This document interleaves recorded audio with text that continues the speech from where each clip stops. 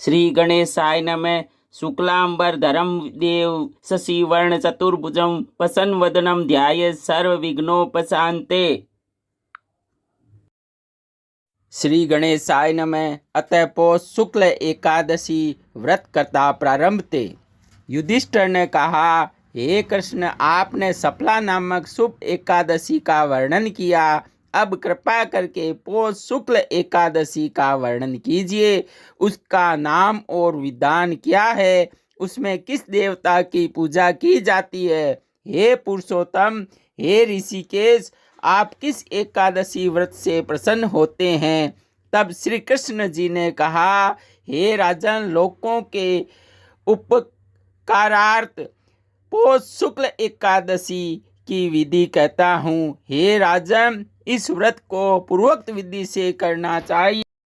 इस एकादशी का नाम पुत्रदा है। यह समस्त पापों को हरने वाली है। सिद्धि और काम को देने वाले नारायण इसके देवता है। चर अचर और तीनों लोक में इनसे श्रेष्ठ कोई नहीं है। हे राजन, पापों को हरण करने वाली जिस कथा के सुनने से विष्णु भगवान मनुष्य को विद्वान और यशस्वी बना देते हैं, उसे सुनो।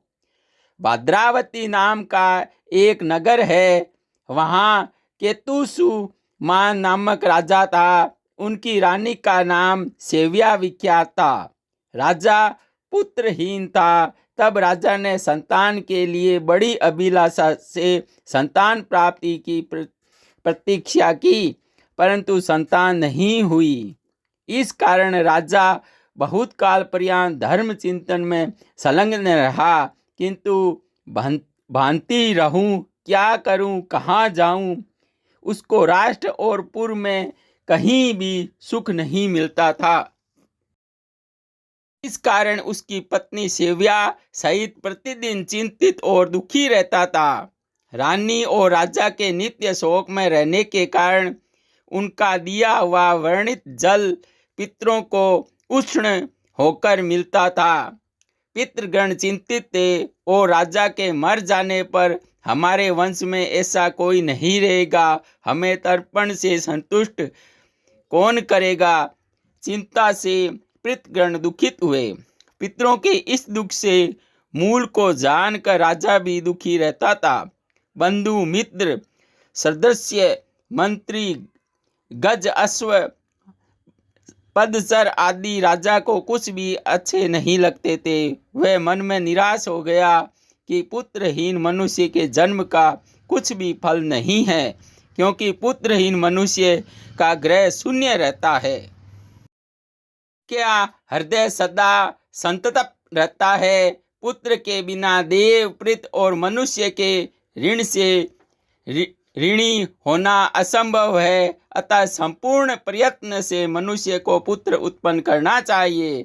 जिस भाग्यशाली को अपनी स्त्री से पुत्र पौत्र उत्पन्न है, उसको इस लोक और यश परलोक में मोक्ष की प्राप्ति होती है।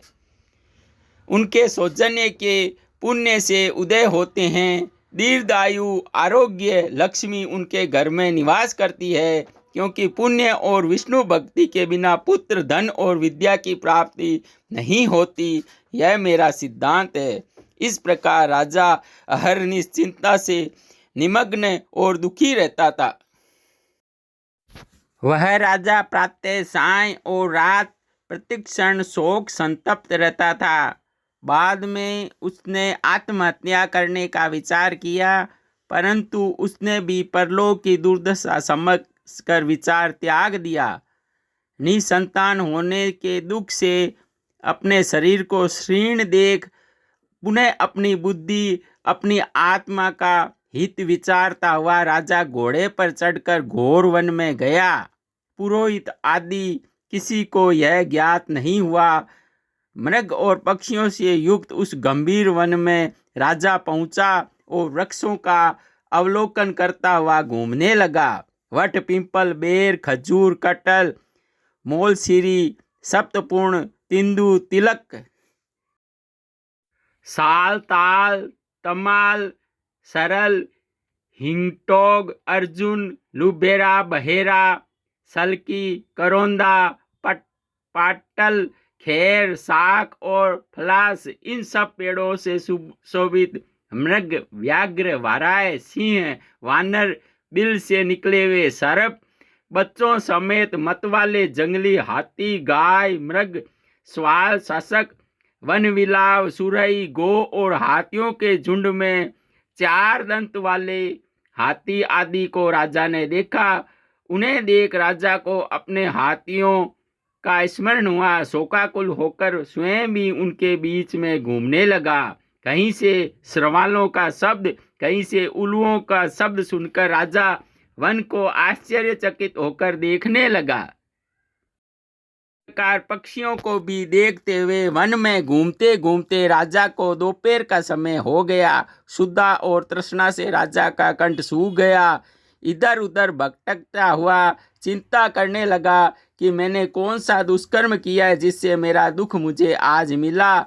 मैंने पूजा और यज्ञ से देवताओं को संतुष्ट किया है, समय अनुसार प्रजा का पालन करके पुत्र के तुल्य किया, मिष्टान तथा दक्षिणा देकर ब्राह्मणों को संतुष्ट किया है। यह सब करने पर भी मुझे ऐसा दुख क्यों मिला? इस चिंता से चिंतित राजा उदास होकर वन में विचरण करने लगे। आगे जाकर पुण्य के प्रभाव से कुमुदनी से सुशोभित मान सरोवर के समान एक मनोहर सरोवर को देखा, जिसमें बहुत से मगर, मछलियां और जलचर थे। यह सर खिले हुए कमलों, राजहंसों, चक्करों और चक्रवाक शब्दों से सुशोभित था। सरोवर के समीप लक्ष्मीमान ऐश्वर्य वाली बहुत से मुनियों के आश्रम मिले। वे शुभ फल को कहने वाले थे। राजा का दक्षिण नेत्र तथा दाहिनी भुजा फड़कने लगी। उन अंगों के स्फुरण से राजा को शुभ लक्षण प्रतीत हुए। सरोवर के तट पर मुनियों को वेद मंत्र जप करते हुए देख अश्व से उतरकर राजा उनके सम्मुख खड़े हो गए। वत्री मुनियों को पृथक पृथक वंदना की। पुनः हाथ जोड़कर दंडवत प्रणाम करके राजा बहुत प्रसन्न हुए। राजा के अभिवादन से मुनिगण भी प्रसन्न होकर राजा से बोले कि हम आप पर प्रसन्न हैं। हे राजन, आपकी इच्छा क्या है, कहिए। यह सुनकर राजा कहने लगा कि हे तपस्वियों, आप कौन है? आप लोगों का शुभ नाम क्या है? आप लोग किस लिए यहाँ आए हैं, मुझसे स्पष्ट किए। मुनियों ने कहा, हे राजन, हम लोग विश्वदेव है, यहाँ स्नान करने के लिए आए हैं। हे राजन, पुत्र की इच्छा करने को यह पौष शुक्ल पक्ष की पुत्रदा एकादशी पुत्र देती है।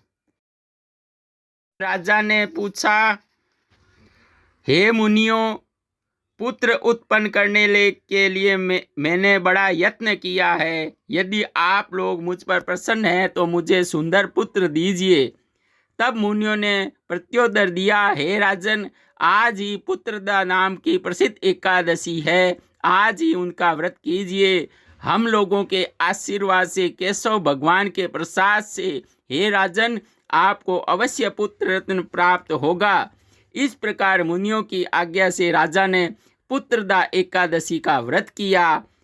पुनः द्वादशी को पारायण करके मुनियों को बारंबार प्रणाम कर राजा अपने घर चले गए। व्रत के प्रभाव से यथाकाल में राजा को पुण्यात्मा और तेजस्वी पुत्र हुआ, जो समय पाकर राजगद्दी में बैठकर प्रजा पालन में तत्पर हुआ, जिससे उसके पितृगण संतुष्ट हुए।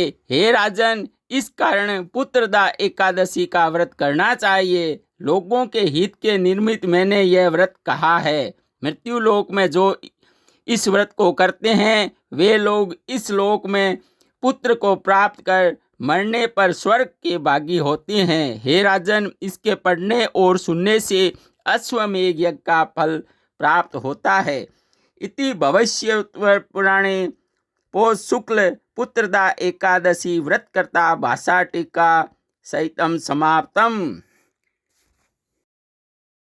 जय श्री कृष्णा। ओम पूर्णमदः पूर्णमिदं पूर्णात् पूर्णमुदच्यते पूर्णस्य पूर्णमादाय पूर्णमेवावशिष्यते। आगे माँ कृष्ण एकादशी व्रत कथा का लिंक नीचे दिया गया है, कृपया जरूर देखिए। सब्सक्राइब जरूर कीजिए। धन्यवाद। जय श्री कृष्ण। राधे राधे। हेलो फ्रेंड्स, इस वीडियो को लाइक ज़रूर कीजिएगा, शेयर ज़रूर कीजिएगा और सब्सक्राइब ज़रूर कीजिएगा। जय श्री कृष्ण। राधे राधे। धन्यवाद।